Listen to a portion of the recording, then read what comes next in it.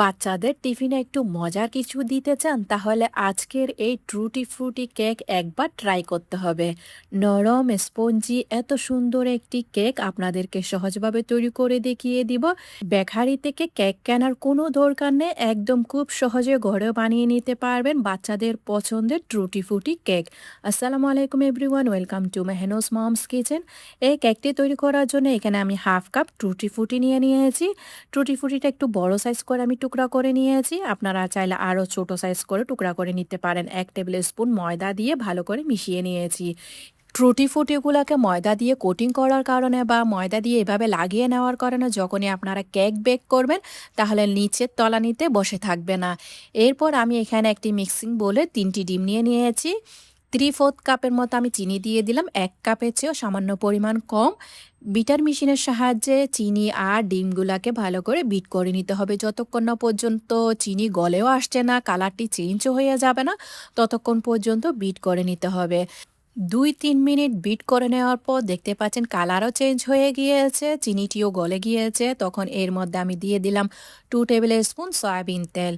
আপনারা চাইলে পুরো কেকের রেসিপিতে আপনারা বাটার দিয়েও করে নিতে পারেন। আমি প্রথমে 2 টেবিল স্পুন সয়াবিন তেল দিয়ে দিলাম। 1 স্পুনের মতো আমি ভ্যানিলা এসেন্স বা ভ্যানিলা এক্সট্রাক্ট দিয়ে দিয়েছি। আবারও হালকা করে একটু বিট করে নিয়েছি বা মিশিয়ে নিয়েছি। এবার একটি চালনির উপর 1.5 কাপ আমি ময়দা দিয়ে দিলাম। প্রথমে 1 কাপ দিয়ে দিয়েছি আর হাফ কাপ দিয়ে দিলাম। 1.5 স্পুনের মতো আমি বেকিং পাউডার দিয়ে দিলাম। প্রথমে 1 স্পুন দিয়ে দিয়েছি আর হাফ স্পুন দিয়ে দিলাম। 1 চিমটি পরিমাণ লবণ দিয়ে দিয়েছি। এবার সবগুলো শুকনো উপকরণ ভালো করে চেলে নিয়েছি। কেক তৈরি করার সময় অবশ্যই ময়দা আর বেকিং পাউডারকে চেলে নিতে হবে। শুকনো উপকরণগুলোকে চেলে নেওয়ার পর এবার আমি লিকুইড মিশ্রণের সাথে আলতো হাতে মিশিয়ে নিব।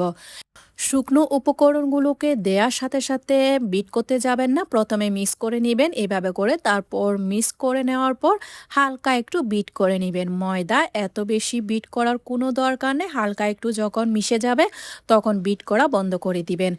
ময়দা আর লিকুইড মিশ্রণটা আমি মেশাতে আপনাদের কাছে আমার একটাই রিকোয়েস্ট, আমার রেসিপি যদি আপনাদের কাছে ভালো লেগে থাকে তাহলে ফ্রেন্ডস অ্যান্ড ফ্যামিলির সাথে অবশ্যই শেয়ার করবেন। লাইক, কমেন্ট, সাবস্ক্রাইব করতে একদমই ভুলবেন না। আর আমার ফেসবুক পেজটাকে অবশ্যই ফলো করে দিয়ে যাবেন। কেকের মিশ্রণটা আমি এক পাশে রেখে দিয়ে একটি সসপ্যানে আমি হাফ কাপ তরল দুধ নিয়ে নিলাম।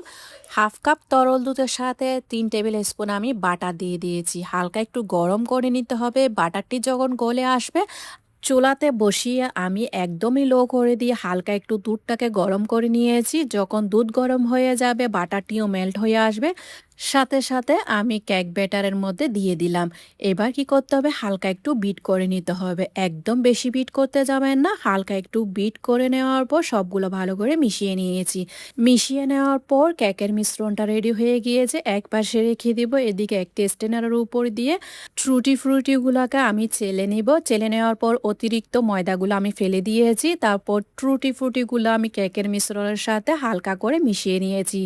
জোরে জোরে মিশাতে যাবেন না, হালকা করে মিশিয়ে নেবেন। মিশিয়ে নেওয়ার পর এবার যে আমি কেক বেক করার জন্য কেকটি নিয়েছি, ওখানে একটি বেকিং পেপার বিছিয়ে দিয়ে কেকের মিশ্রণটা দিয়ে দিলাম। ফ্রি হিট ওভেনে 170 ডিগ্রি সেলসিয়াসের মধ্যে আমি 20 থেকে 25 মিনিটের জন্য বেক করে নিব। টুথপিক দিয়ে চেক করে দেখবেন বেক হয়েছে কিনা। ওভেন থেকে বের করার পর কেকটিকে আমি পুরোপুরি ঠান্ডা করে নিয়েছি। ঠান্ডা করে নেওয়ার পর আপনাদেরকে কেটে দেখিয়ে দিচ্ছি।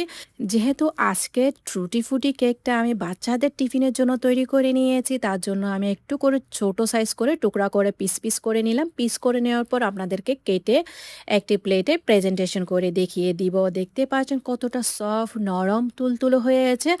এক পিস কেক আপনাদেরকে ভেঙেও দেখিয়ে দিলাম কতটা সফট, নরম, তুলতুলো হয়েছে। রেসিপিটি ফলো করে অবশ্যই ট্রাই করবেন।